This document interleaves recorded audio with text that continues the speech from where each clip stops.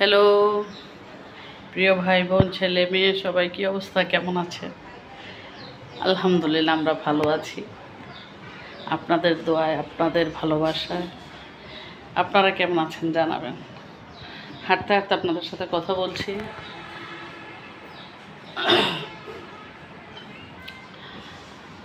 কি অবস্থা, রমজানের দিনগুলো কেমন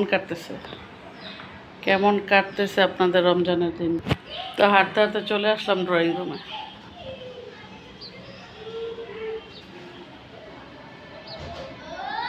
বেশ সুন্দর বাহিরটা দেখতে, বাচ্চারা নিচে খেলতেছে, পাশের বিল্ডিংগুলো সব দেখা যাচ্ছে।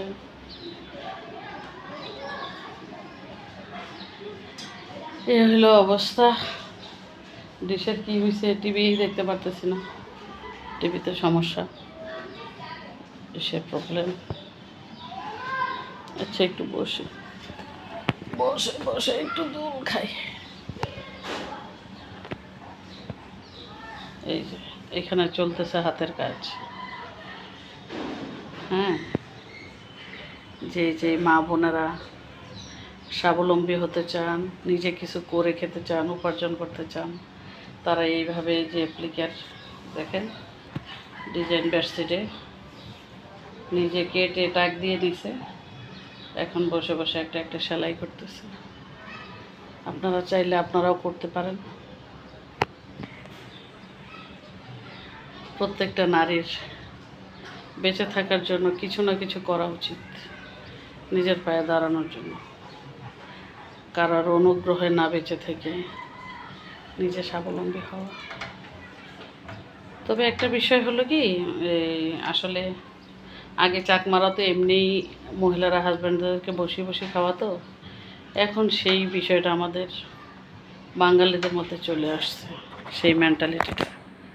আপনারা বিশ্বাস করেন কিনা জানি না, আমরা যখন ছোটোবেলায় স্কুলে যেতাম তখন আমাদের টিচার বলতো যে তোমরা চাকরি করবে, তোমাদের হাজব্যান্ডরা বাসায় বসে থাকে, হাঁড়ি পাতিল মাজবে, বাচ্চাকে লালন পালন করবে। আসলে সেই দিন চলে আসছে।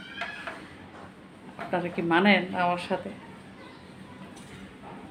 এখনও সম্পূর্ণ আসে নাই, কিছুটা চলে এসেছে। হ্যাঁ, তো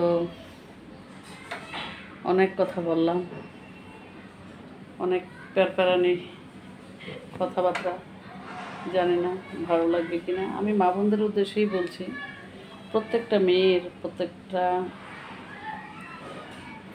মহিলার উচিত নিজেকে এস্টাবলিশ করা।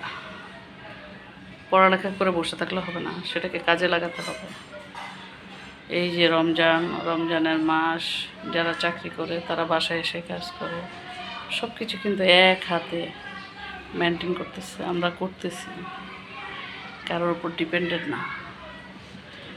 তা আশা করব আমার যারা ফ্যান ফলোয়ার আছেন, আপুরা, বোনেরা, মেয়েরা, মায়েরা, সবাই একটু কথাগুলো শুনবেন, নিজেদের মাঝে চিন্তা চেতনা জাগ্রত করবেন, বুঝতে চেষ্টা করবেন। সবাই ভালো থাকবেন। বিদায় নিচ্ছি আজকের মতো। আল্লাহ হাফেজ। আসসালামু আলাইকুম।